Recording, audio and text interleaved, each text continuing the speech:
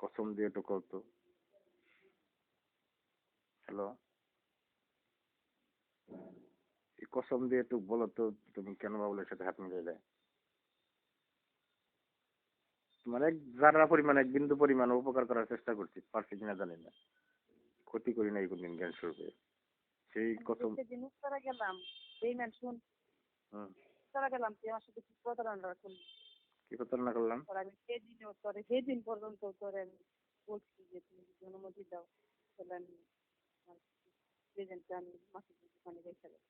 তুই আমার সাথে কি বেইমানি দিয়ে করলি, মনে আছে? কি বেমানি করলাম?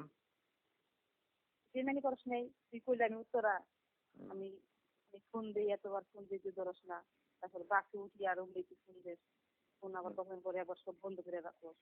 বেইমান কি বেমানি করলাম? আবার বেইমান কত প্রকার, আবার ফোন বাচ্চা আসছি এবার। ভাই আমি খারাপ, আমি স্বীকার করি ভাই, তোর পায়ে ধরি ভাই, দিতে পায়ে ধরি ভাই, আমি তুই আমার আমার আমার ধর্মের বাপ না কর ভাই। হ্যালো, হ্যালো,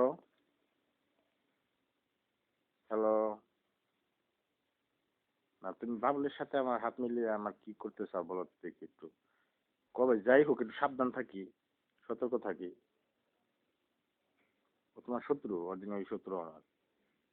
কারণ মামলা করছি, ওরা দেখছেন মাথা ঠিক নেই, রাত্রে করে হয়ে হারে না বয়ে হারে না, পুলিশ খুঁজে। কারণ কারণ ও আমার আর কি কি করতে পারে, কি একটু বলো না ভাই প্লিজ। বলে পায়ে ধরি কও। হ্যাঁ, দামি মোবাইল কিনছো না?